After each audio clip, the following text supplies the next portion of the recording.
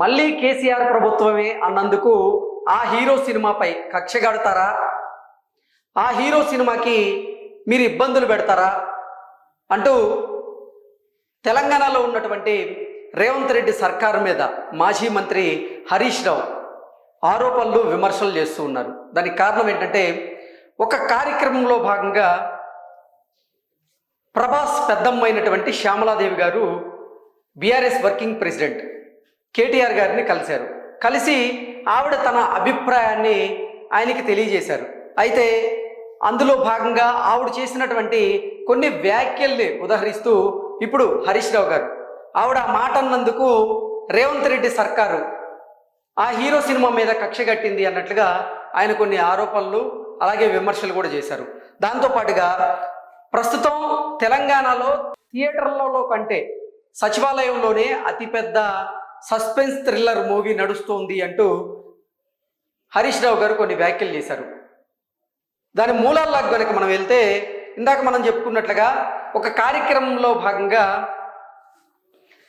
కేటీఆర్ని శ్యామలాదేవి గారు కలిశారు. కలిసి తన అభిప్రాయాన్ని, అంటే ఇక్కడ తెలంగాణలో ప్రజలు ఏమనుకుంటున్నారు అనేది శ్యామలాదేవి గారు కేటీఆర్కి ఎక్స్ప్లెయిన్ చేసేటువంటి క్రమంలో భాగంగా మళ్ళీ కేసీఆర్ ప్రభుత్వమే వస్తుంది అన్నట్లుగా శ్యామలాదేవి గారు కేటీఆర్తో అనడం, అది సామాజిక మాధ్యమాల్లో ఆ వీడియో చక్కర్లు కొట్టినటువంటి నేపథ్యంలోనే మొన్న ఈ మధ్య ప్రభాస్ సినిమా రాజాసాబ్ విడుదలైనటువంటి నేపథ్యంలో ఆ రాజాసాబ్ టిక్కెట్లు పెంచుకునే అంశంలో ఇక్కడ ప్రభుత్వం దానికి సానుకూలంగా స్పందించలేదని, వ్యతిరేకంగా వ్యవహరించిందని, అలాగే ప్రీమియర్ షోల విషయంలో కూడా ప్రభాస్ హీరోగా నటించినటువంటి రాజాసాబ్ మూవీని అంటే ఇబ్బందులకు గురి చేసేటువంటి ప్రయత్నం చేసింది రేవంత్ రెడ్డి సర్కార్ అన్నట్లుగా హరీష్ రావు ఆ ఉద్దేశం వచ్చేలాగా కొన్ని వ్యాఖ్యలు చేశారు. హరీష్ రావు అసలు ఏమన్నారనేది మనం పూర్తి స్థాయిలో విశ్లేషణ చేసుకునేటువంటి ప్రయత్నం చేద్దాం.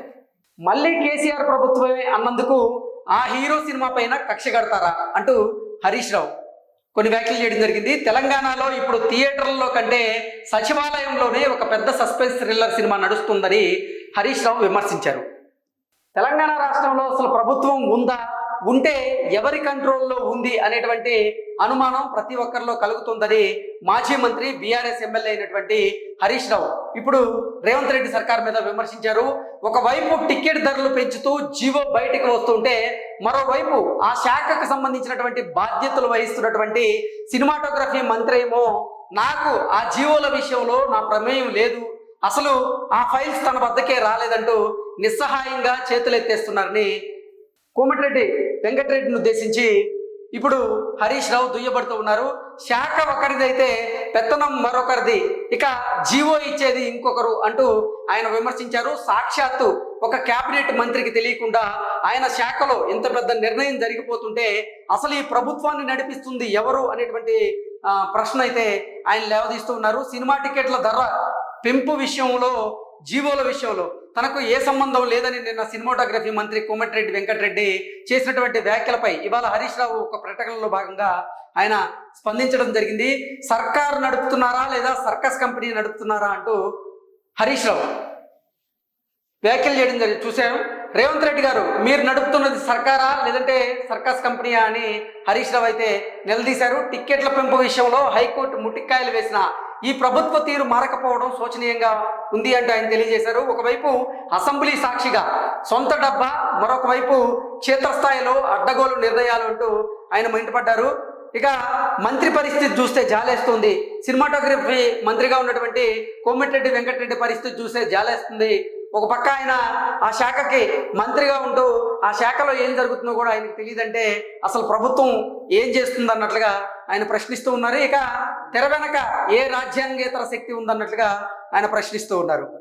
మొత్తంగా చూసుకున్నట్లయితే ఆయన ఉద్దేశం ప్రకారంగా శ్యామలాదేవి గారు కేటీఆర్తో మాట్లాడినటువంటి కమెంట్స్ ఏవైతే ఉన్నాయో ఆ కమెంట్స్ వల్లే ఇప్పుడు రాజాసాబ్ సినిమా మీద, ప్రభాస్ సినిమా మీద వీరు కక్ష సాధిస్తున్నారు అన్నట్లుగా హరీష్ రావు ఆ ఉద్దేశం వచ్చేలాగైతే మాట్లాడుతున్నారు. దానికి కారణం ఏంటంటే, కేటీఆర్ని కలిసినటువంటి శ్యామలాదేవి గారు మళ్ళీ కేసీఆర్ ప్రభుత్వమే రాబోతుంది అని ప్రజలు అనుకుంటున్నట్లుగా శ్యామలాదేవి గారు కేటీఆర్కి చెప్పడం, ఆ వీడియో సామాజిక మాధ్యమాల్లో చక్కర్లు కొట్టడం, ఆ తర్వాత కొంతమంది ఆవిడని టార్గెట్గా చేసుకుని కొన్ని వ్యాఖ్యలు చేయడం, ఇప్పుడు ప్రభాస్ హీరోగా నటించినటువంటి రాజాసాబ్ సినిమా విడుదలవడం, ఆ విడుదలకి అంటే ఆ సినిమాకి సంబంధించి ప్రీమియర్ షోలు తెలంగాణలో పడినటువంటి నేపథ్యంలో కావాలని టార్గెట్ చేసింది రేవంత్ రెడ్డి సర్కారు ప్రభాస్ సినిమాని అని రకరకాల వార్తలు.